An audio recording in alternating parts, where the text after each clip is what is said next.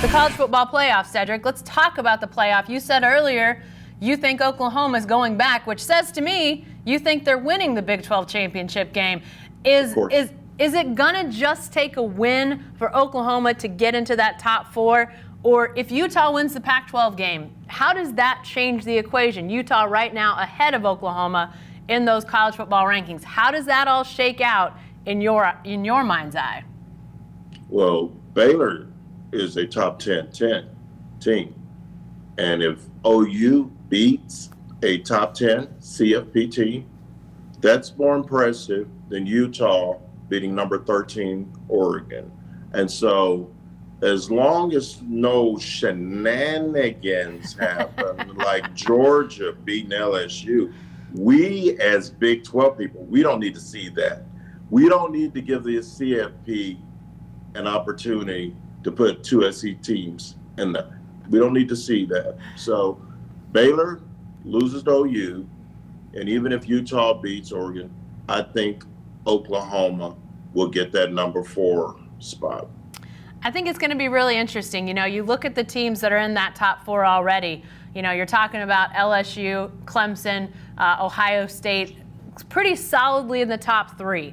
You know, even if Ohio State and Clemson lose, I think there's a lot of people that are of the mind that they might still make the playoff. I don't know if that's true. Clemson's body of work, not a lot of impressive wins on their resume, so maybe that changes some things, but at the same time, I don't know if I see either of those teams losing. But then the questions start to arise, as Cedric said, with the SEC and the Pac-12. Cedric, it's interesting that Pac-12 game is Friday night again. They've sort of settled into the Friday night time slot with that championship game. So going into Saturday's Big 12 game, even though it's an 11 o'clock kick, we're going to know what's happened with Utah and Oregon.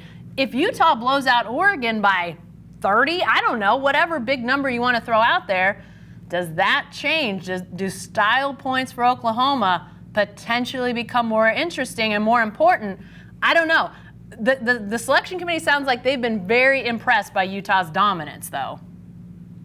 And they are. And I'll be honest, the only time I saw Utah is when they lost to USC, and they looked bad that night. Yeah. But in all the other games that I've read about, they've been really, really good.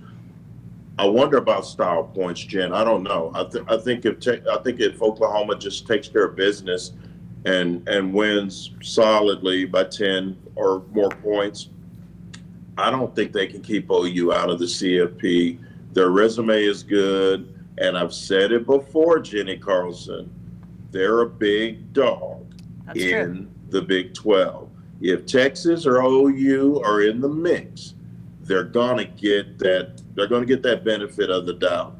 Utah is a great program. Utah is not Oklahoma. So to me, if the Sooners win, and it's an impressive win, even if it's a close win, I think with their record, having beaten all but one team that they played, and let's not get it twisted, K-State was better than we thought they'd be, 8-4, Jen. Yeah. That is impressive. Yeah. So as long as OU takes care of business, I don't think that they're going to be denied a seat at that table. You know, I think that's an interesting point, sort of the pedigree of Oklahoma and that powerhouse, blue blood, whatever you want to say, those programs. There's an interesting sort of debate that I've heard sort of bubbling up, and I think it started with ESPN. I'm sure they're trying to create some drama with this to a degree, but the comment was made somewhere along the line in recent days that nobody wants to see Utah in the playoff. Now, I think that's very... That was Five-Bomb, I think. I think that's pretty short-sighted for a lot of reasons, but, you know, it seems like every year we get into the playoff and everybody's saying, why do I have to watch the same teams every year?